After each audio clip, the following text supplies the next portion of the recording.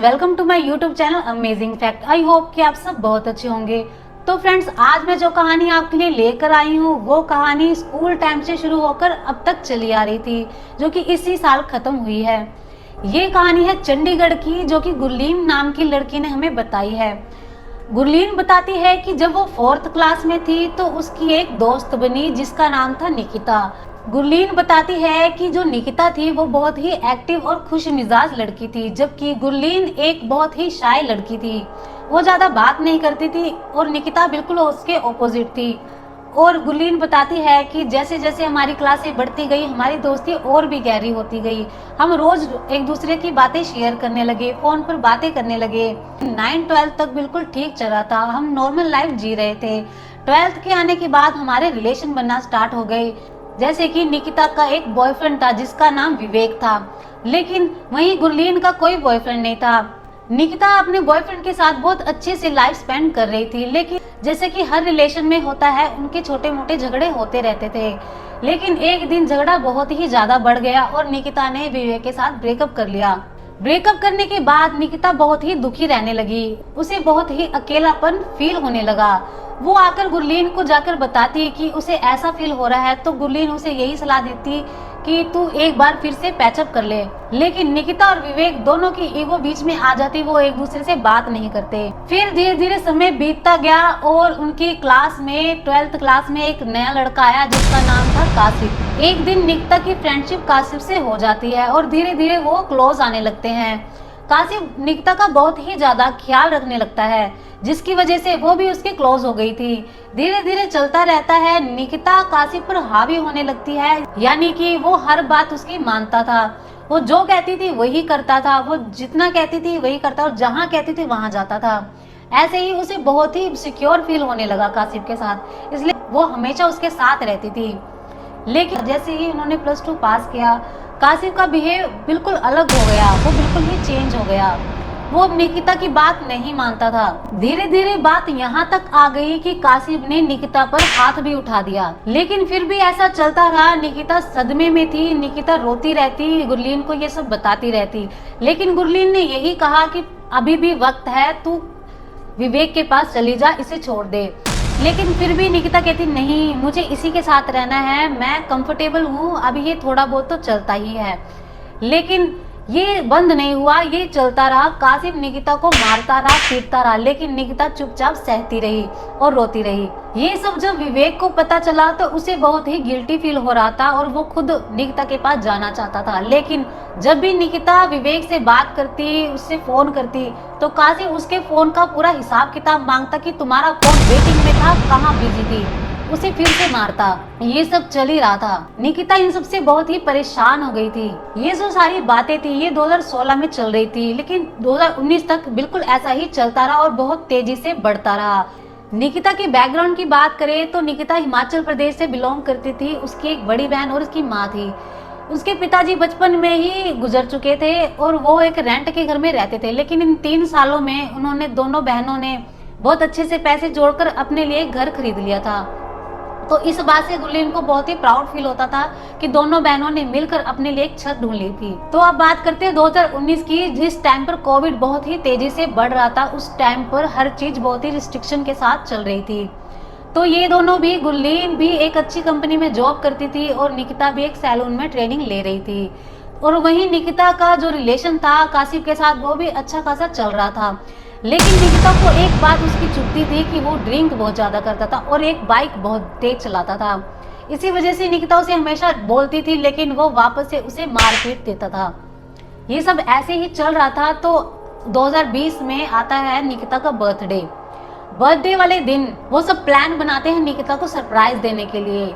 गुरलीन और उसकी मम्मी और उसकी बहन, ये सब निकिता को बर्थडे सरप्राइज देने का प्लान बनाते हैं। लेकिन उसी रात को गुरलीन नोटिस करती है कि निकिता ने अपने सारे व्हाट्सएप स्टेटस और डीपी हटा दी है। बहुत ही अजीब बिहेव कर रही थी, वो फोन भी नहीं उठा रही थी, जबकि वो गुरलीन का कभी फोन डिस्कनेक्ट या कभी फोन इग्नोर नहीं करती है। लेकिन आज उसने कुछ अजीब सा बिहेव किया।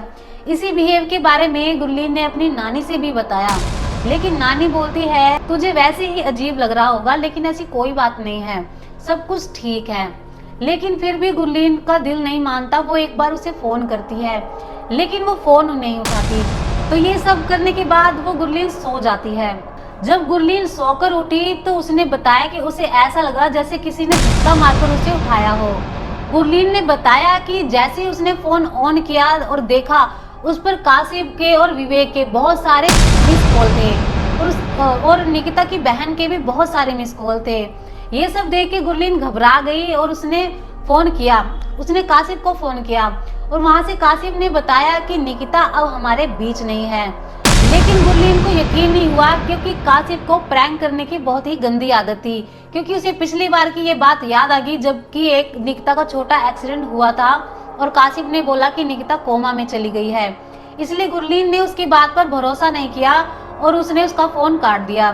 तभी गुरलीन के फोन पर विवेक का फोन आता है और वो कहता है कि जल्दी तैयार हो जाओ, हमें निकिता के पास जाना है। ये सब सुनते ही गुरलीन को जो जींस टॉप मिला वो पहनकर वो निकल पड़ी। रास्ते में ही गुरलीन ने निकिता की बहन को भी फोन मिलाया और उनसे ये सब बातें पूछी, लेकिन उनकी बहन ने बोला बेटा ऐसा कुछ नहीं है, वो बिल्कुल ठीक है, छोटा सा एक्सीडेंट था लेकिन अब वो ठीक है। तब जाकर उसकी सांस में सांस आई। लेकिन जैसे ही वो हॉस्पिटल पहुंची तो उसने देखा कि वहाँ सब लोग हैं, विवेक है, कासिम है और उसके कजिन्स भी वहीं हैं और निकिता की बहन और उनकी मम्मी सब लोग वहीं खड़े हुए हैं। और जैसे ही गुरलीन वहाँ पहुंचती है, निकिता की मम्मी और उसकी बड़ी बहन दोनों ही गुरलीन के पास आकर उसे गले लगाकर रोने लगती हैं और बोलती हैं कि निकिता अब हमारे बीच नहीं है। ये सब सुनते ही गुरलीन अपना होश खो देती है और वो वहीं बेहोश हो जाती है। जैसे ही उसे होश आता है वो वेंटिलेटर में लेटी हुई होती है और वो ये सब इमेजिन कर रही होती है कि ये सब क्या हो गया।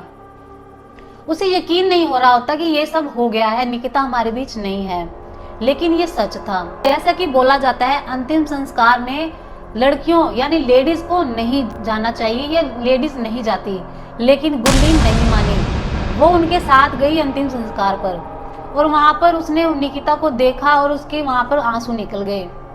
वो अपने आप को संभाल नहीं पा रही थी, उसे यकीन नहीं हो रहा था कि निकिता हमारे बीच नहीं है। वो निकिता को लेटे हुए देख रही थी और बोल रही थी कि तू ऐसे कैसे जा सकती है, तू ऐसे मुझे छोड़कर कैसे जा सकती है। उस टाइम गुरलीन बहुत ही ज्यादा इमोशनल हो गई थी और वो निकिता पर टूट के पड़ती है। और उस टाइम कोविड का टाइम था, इसलिए लोगों ने उसे निकिता से दूर किया और उसे संभाला। उसे कासिम पर गुस्सा आ रहा था क्योंकि वही हमेशा तेज बाइक चलाता था और उसी की वजह से वो एक्सीडेंट की वजह से मारी गई थी। लेकिन फिर भी कासिम को किसी भी बात का कोई अफसोस नहीं था, वो बल्कि खुश हो रहा था, वो हंस रहा था अपने दोस्तों के साथ। इसी बात का गुरलीन को बहुत ही ज्यादा गुस्सा आ रहा था। अंतिम संस्कार के अगले दिन गुरलीन निकिता की बड़ी बहन से जाकर मिलती है और उनसे पूछती है कि ऐसा उसके साथ कैसे हो गया। वो उससे सारी सच्चाई का पता करती है। निकिता की बड़ी बहन बताती है कि उस रात कासिम उनके घर आया था जिसने की बहुत ज्यादा ड्रिंक कर रखी थी। वो उसे जबरदस्ती निकिता को बाहर घुमाने के लिए लेने आया था। वो बोल रहा था कि मेरे साथ चलो, लेकिन निकिता मना करती है क्योंकि उसने बहुत ही ज्यादा ड्रिंक कर रखी थी। निकिता के साथ उसकी मम्मी और उसकी बहन भी बहुत रोकती है, लेकिन कासिम के बहुत कहने पर, बहुत मनाने पर निकिता एग्री हो जाती है और उसके साथ चली जाती है। जो कासिम होता है बहुत ही स्पीड में बाइक चलाता है, इतनी स्पीड में बाइक चलाता है कि पीछे से निकिता गिर जाती है और उसे पता नहीं चलता और उसके गिरने की वजह से वहीं पर उसकी मौत हो जाती है। ये सब सुनने के बाद गुरलीन को कासिम पर बहुत ही ज्यादा गुस्सा आता है। उसका मन कर रहा था कि वो उसे बहुत ज्यादा पीटे, लेकिन गुरलीन निकिता की बहन से कहती है कि उन्हें पुलिस कंप्लेंट करनी चाहिए। निकिता की बहन बताती है कि कासिम के फादर पॉलिटिक्स में है, उन्होंने पहले ही पैसे ले देकर सारा मामला खत्म कर दिया है, इसकी वजह से हम कुछ नहीं कर सकते। ये सब सुन के गुरलीन थोड़ी सैड होती है, थोड़ी इमोशनल हो जाती है। इसी बात पर निकिता की माँ बोलती है कि बेटा हर बात का हिसाब ऊपर वाला लेगा। तो इस सारे इंसिडेंट्स को बीते हुए सिर्फ एक ही महीना हुआ था कि गुरलीन को कुछ अजीब फील होने लगा। उसे ऐसा लगने लगा जैसे उसके आसपास कोई है और उससे बातें करना चाह रहा है। गुरलीन इन सबसे बहुत ही परेशान होने लगी। उसे ऐसा लगने लगा कि वो कोई है जो उसे बुला रहा है, जो उससे बातें करना चाह रहा है। उसे कई बार उसे ऐसा लगता है कि जैसे किसी ने उसे धक्का दे दिया हो और एकदम से पीछे खींच भी लिया हो। ऐसा उसके साथ कई बार हुआ है कि वो रोड पर जा रही है और एकदम से किसी ने उसे कार के आगे धक्का दे दिया और एकदम से पीछे किसी ने खींच भी लिया। जो गुरलीन थी वो स्लीप पैरालिसिस की तरफ जाने लगी। उसे नींद में अजीब अजीब झटके लगने लगे।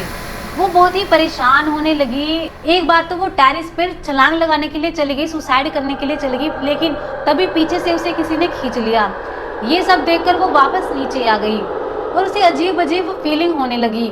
उससे जिसकी एंगेजमेंट हुई थी वो उससे दूर होने लगी। उसकी जिससे शादी होने वाली थी वो उससे बात करना बंद कर देती है। लेकिन उसके ऑपोजिट जो उसका अट्रैक्शन था वो विवेक की तरफ ज्यादा होने लगा। लेकिन गुरलीन ने अपने इमोशंस को बहुत ही ज्यादा कंट्रोल किया। ये सब चल ही रहा था कि कासिम उसे बार बार फोन करता है, लेकिन वो फोन नहीं उठाती। वो उसका फोन इग्नोर कर देती है और डिस्कनेक्ट कर देती है। लेकिन ये सिलसिला कुछ दिनों तक लगातार चलता रहा। कासिम उसे रोज के रोज फोन करने लगा, लेकिन वो इस सबसे परेशान हो गई और उसने डिसाइड किया कि वो एक बार कासिम से जरूर बात करेगी। और वो उसके घर जाती है। जो वो उसके घर जाती है कि वो देखती है कि कासिम ने 2-3 जो ताबीज होती है वो बांध रखी थी और उसकी 3 बहनें और उसके पिता और उसकी माँ वहीं पर बैठे हुए थे। तो कासिम बहुत ही डरा हुआ था और वो गुरलीन से कहता है कि मुझे बचा लो, वो मुझे ले जाएगी। तो गुरलीन को उस टाइम पे कुछ भी समझ नहीं आ रहा था, तो उसने पूरी स्टोरी बताई। कैसे जब वो उसके जन्मदिन वाले दिन उसे बाइक पर ले गया था, उसने बताया कि उस हाईवे पर एक्सीडेंट होते रहते थे। कहा जाता है कि वहाँ पे कुछ नेगेटिव एनर्जी है जिसकी वजह से वहाँ पर एक्सीडेंट होते रहते हैं। उसने बोला कि वो नशे में था, लेकिन जैसे ही वह उस जगह पे गया तो ऐसा लगा किसी ने उनकी बाइक को बहुत तेज धक्का मार दिया हो, जिसकी वजह से निकिता पीछे गिर गई और उसे पता नहीं चला। उसका दुपट्टा पता ही नहीं कब उसकी बाइक में कैसा फंसा, उसे भी चली गई और उसे बहुत सारी चोटें लगी। जब उसने बाइक रोकी और उसे देखा तो वो बहुत गिरी पड़ी थी और उसे गुहार लगा रही थी कि उसे बचा लो।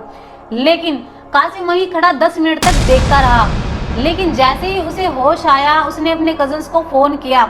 जब तक कजन्स उसके आते तब तक निकिता खत्म हो चुकी थी। जो कजन्स है वो दोनों को हॉस्पिटल ले जाते हैं, लेकिन तब तक निकिता मारी जा चुकी थी। ये सब सुनते ही गुरलीन ने कासिम को बहुत तेज तमाचा मारा और वहां से चली गई। वो जाते ही पहले तो निकिता के घर गई और उसकी बड़ी बहन से सारी बातें बताई और उन्हें कहा कि चलो हमें पुलिस केस करना चाहिए। वो निकिता की बहन को लेकर पुलिस स्टेशन जाते हैं और केस फाइल करते हैं और वकील से मिलते हैं। लेकिन वकील यही कहता है कि जो कासिम ने कन्फेस किया है वो गुरलीन के सामने किया है। इस बात का हमारे पास कोई सबूत नहीं है और मैं ये भरोसा नहीं दिला सकता कि मैं आपका केस जीत पाऊंगा या आपको इंसाफ दिला पाऊंगा। वकील कहता है कि इन सब में बहुत खर्चा हो जाएगा और इन सब में निकिता की माँ बोलती है कि ऊपर वाला खुद हिसाब करेगा। ये सब सुनकर गुरलीन इमोशनल हो जाती है। वो वापस से अपने घर चली जाती है, लेकिन रात को उसे अजीब सी रूह मिलती है जो कि निकिता की होती है। वो उसे कहती है कि तुम्हें सच्चाई का सब पता है, मुझे इंसाफ दिलाओ, मुझे इंसाफ चाहिए, मुझे इंसाफ दिलाओ। वो गुरलीन को परेशान करने लगती है।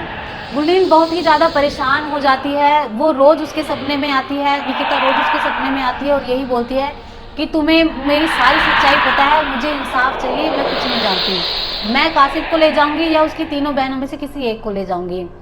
वो ये सब बातें झेल नहीं पा रही थी। वो बहुत परेशान हो गई थी। उसके दिमाग में बहुत ही ज्यादा मेंटल स्ट्रेस हो गया था। ये सब बातें देखकर, ये सब चीजें देखकर उसकी माँ टेंशन में आ गई। उसकी माँ ने ये सब देखकर अब यूपी में किसी रिश्तेदार को फोन किया जो कि यही सब देखते हैं, काला जादू एंड ऑल। तो उन्हें फोन करके ये सारी सच्चाई बताई। तो उन्होंने कहा कि मेरी गुरलीन से बात कराओ। तो उसकी माँ ने गुरलीन से बात कराई।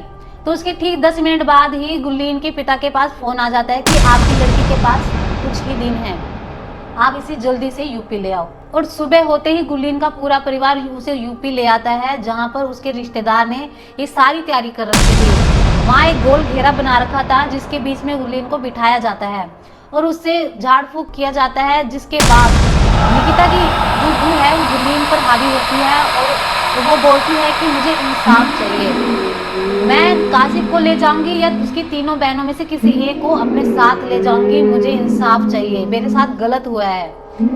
तो जो गुरलीन के जो रिश्तेदार होता है, जो ये झाड़ फूक कर रहे थे, वो बोलते नहीं बेटा तू ऐसी नहीं है, तू ऐसे खानदान से नहीं बिलोंग करती है जो ऐसा लेगी, जो ऐसा बदला लेगी या ऐसा करेगी। लेकिन वहीं हम देखते हैं कि जो निकिता की जो रूह है, जो निकिता की एनर्जी है, वो बहुत ही ज़्यादा एग्रेसिव थी वो बदला लेने की फिराक में थी, वो बहुत ही ज़्यादा गुस्से में होती है, इसलिए वो उस टाइम पे उन सब की बातें नहीं मानती। लेकिन जैसे तैसे गुरलीन को निकिता की रूह से पीछा छुड़ाया जाता है, उसे बांध दिया जाता है और उससे अलग किया जाता है। अब गुरलीन तो निकिता से अलग हो चुकी थी, उसे घर भेज दिया जाता है, वो ठीक हो जाती है। धीरे धीरे दिन बीता, इन सबको 1 महीना बीता था। 1 महीने तक गुरलीन को निकिता की कोई आभास नहीं होता, कोई फीलिंग नहीं आती। लेकिन कुछ महीने बीतने के बाद गुरलीन जो है अपनी मदर के साथ मार्केट में घूम रही थी। वहीं अचानक वो देखती है कि एक लड़की उसकी तरफ भागी चली आ रही है, जिसके बिखरे हुए बाल हैं और आँख के नीचे डार्क सर्कल बने हुए हैं और बहुत ही अजीब तरह से भागती हुई आ रही है। गुरलीन के पास आती है और कहती है कि मुझे बचा लो, वो मुझे ले जाएगी। कोई भी मेरी बात का विश्वास नहीं कर रहा, वो मुझे ले जाएगी। तो गुरलीन की मम्मी उसे अपनी बेटी से दूर भगाते हुए कहती कि हट, मेरी बेटी से दूर हट जा। तो ये सब में पता चलता है कि जो वो रूह थी, कासिफ की छोटी बहन, यानी कि तीनों बहनों में से जो बड़ी बहन थी उसके ऊपर आ गई थी और वो उसे ले जाने वाली थी, क्योंकि कासिफ को तो उन सब ने बचा लिया था किसी तरीके से, जो ताबीज वगैरह होती है उन सब में बांध कर। और इसका मतलब ये था कि एक लड़के को बचाने के लिए लड़की की बलि दी जा रही थी। ये जो कासिफ के घर वाले थे, उन्होंने कासिफ की बहन को पीजीआई यानी चंडीगढ़ में इलाज ना करवाकर उसे यूपी भेज दिया, जहां कुछ दिनों बाद उसकी मौत हो गई, यानी निकिता उसे ले गई। यानी यहाँ पर यह हुआ कि एक लड़के को बचाने के लिए किसी की भी बलि दी जा सकती है। यहाँ पर उसकी बहन की बलि दे दी गई, वो उसे ले गई, निकिता उसकी बहन को ले गई। लेकिन यहाँ पर कासिफ के परिवार के साथ ये सिलसिला था वो खत्म नहीं हुआ। अभी भी उसकी बहन, कासिफ की बहन और निकिता दोनों उनके माता पिता के सपनों में आते हैं और निकिता बोलती है मेरा हिसाब अभी खत्म नहीं हुआ है, और कासिफ की बहन कहती है कि मेरी क्या गलती थी। ये सब अभी उनके परिवार के साथ अभी भी हो रहा है और होना भी चाहिए, गलती उनके पूरे परिवार की थी। तो इस कहानी से आपको क्या सीख मिलती है? इस कहानी से सीख मिलती है कि हमें सिर्फ अपने परिवार पर भरोसा करना चाहिए और किसी पर भी नहीं।